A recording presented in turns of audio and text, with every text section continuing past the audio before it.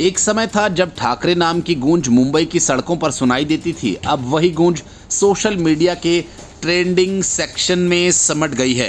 राज ठाकरे और उद्धव ठाकरे, दो भाइयों की ये जोड़ी अब राजनीति में विचारधारा से ज्यादा वायरल क्लिप्स, धमकी भरे बयान, भाषाई गंदी राजनीति से पहचानी जा रही है। यही वजह है कि निशिकांत दुबे ने साफ कहा कि इनका मकसद गुंडागर्दी फैलाना है। राज ठाकरे की राजनीति का स्क्रिप्ट पहले से ही तय है। मराठी मानुष गैर मराठी पर हमला, बीएमसी चुनाव नजदीक और फिर वही पुराना डायलॉग की पीठों पर कैमरा मत चलाओ। यानी कंटेंट पुराना, प्रेजेंटेशन भी खराब, लेकिन उम्मीद है कि लोग तालियां बजाएंगे। और जब निशिकांत दुबे इनकी पोल खोलते हैं तो राज ठाकरे जैसे लोग मराठी अस्मिता की ढाल लेकर खड़े हो जाते हैं।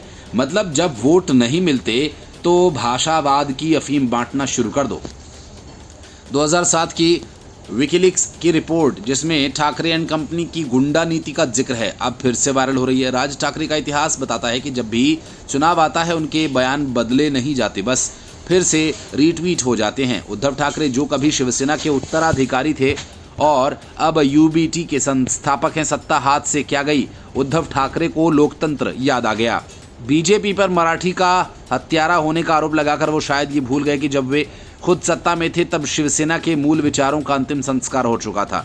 उद्धव के बेटे आदित्य ठाकरे भी मैदान में कूद पड़े। उन्होंने बीजेपी पर फूट डालो राज करो का आरोप लगाया। राज ठाकरे की पीठों पर वीडियो मत बनाओ वाली अपील ने ये साफ कर दिया कि वो असली मुद्दों से कितना दूर और बदनामी के सहारे चर्चा में बने रहने के कितने भूखे हैं। और जब निशिकांत दुबे ने सवाल उठाया कि ठाकरे बंधु किस पर जी रहे हैं, कौन से उद्योग हैं उनके पास, तो असल में उन तमाम वोटर्स की तरफ से पूछा गया ये सवाल था जिनके लिए ठाकरे नाम अब सिर्फ भाषणबाजी का पर्याय बन चुका है। असल में बात यह है कि ठाकरे ब्रदर्स की राजनीति अब व्हाट्सएप यूनिवर्सिटी का जोक बन चुकी है।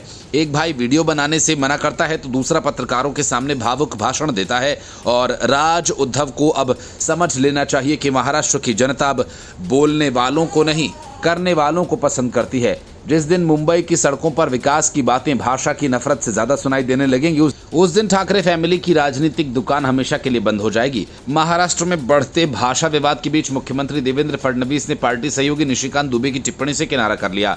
उन्होंने कहा कि उन्होंने जो कहा वो सब सही नहीं है। हालांकि फडणवीस ने कहा कि गोड्डा सांसद एक संगठन के बारे में बात कर रहे, मराठियों के बारे में नहीं। फिर भी उन्होंने जो कहा वो सही नहीं है। इससे अलग अलग राय बनती है। मराठी का योगदान अतुलनीय है।